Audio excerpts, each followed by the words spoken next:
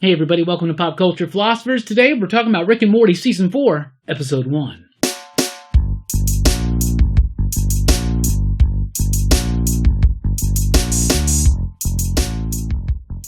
That's right everybody, thanks for checking out the video. I'm Rockin Robbie Billups, this is Jelani, Bullard. This is Brooks. And today we're talking about Rick and Morty Season 4, Episode 1. That's right, Rick and Morty Season 4.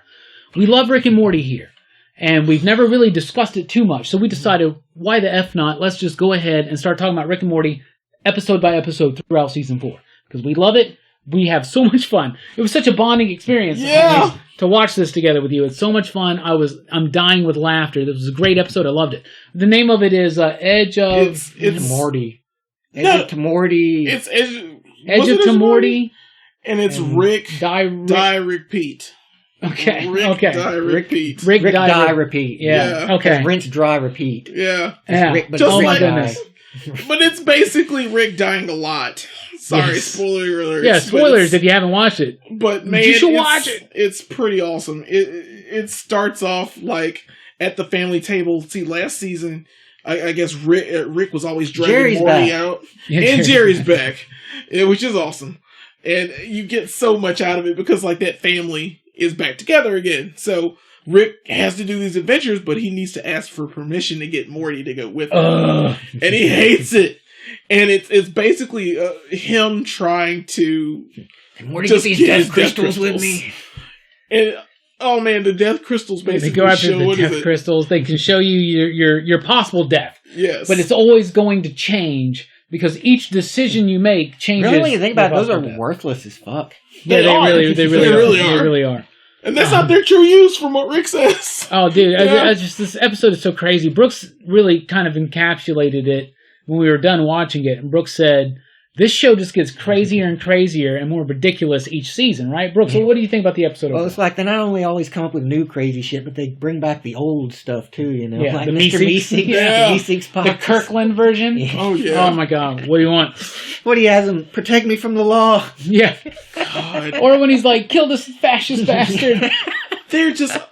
And Morty gets this death crystal, and all he sees, he wants to only see his love of his life, Jessica, die in his arms. Like He's dying in her arms. dying in Yeah. her arms. Why she's like, "I love you." And she's Morty. like, I love you, Morty. And he only sees that as his death.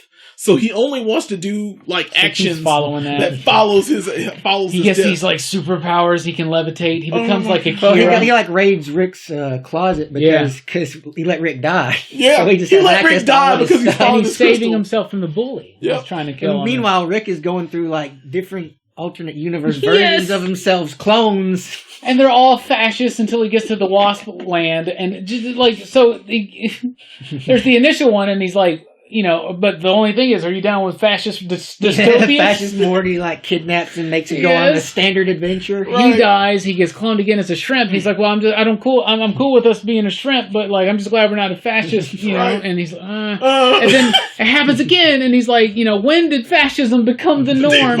Yeah. And then that one time he's like, "Oh fuck this," and he just like kills himself. It's so much funny, and that's what I love about Rick and Morty is you take these science fiction concepts, you make them ridiculous, you make it super Yes. funny, but you do so many per episode.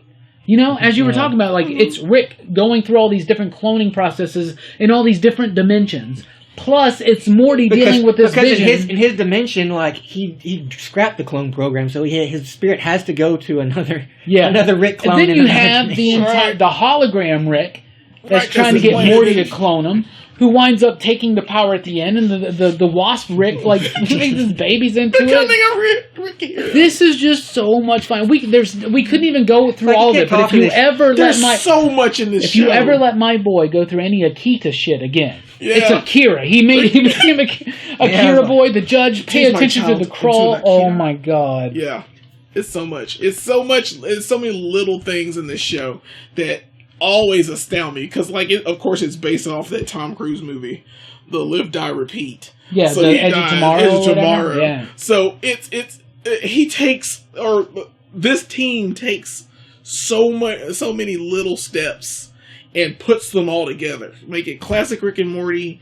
You make it. I just want to have you make classic it- Rick and Morty adventures. Classic Rick and Morty adventures.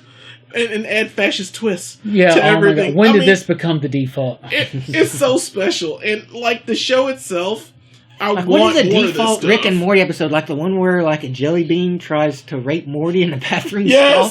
Is that a standard Rick and Morty episode? I mean, like, they're all fucking weird. They're all weird.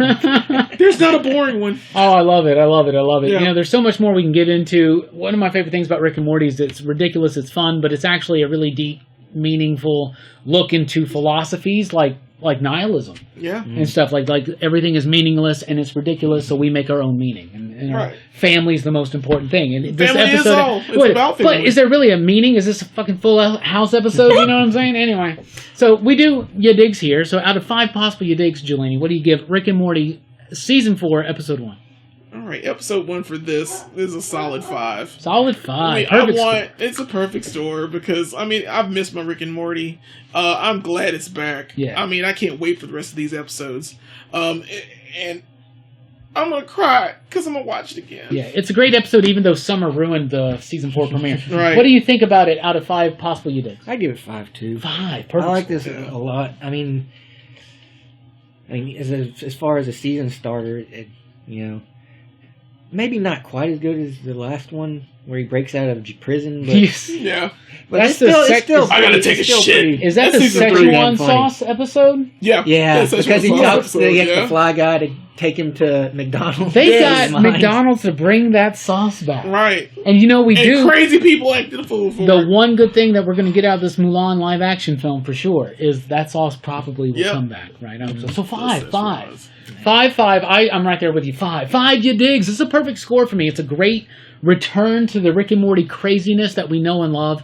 It's one of the best episodes. Yeah. Like, I really do think so. I think it's really, like, complex. There's a lot of fun to it. There's a lot of inside jokes, a lot of outside jokes, a lot of in-between jokes. It's so much. It's just packed full.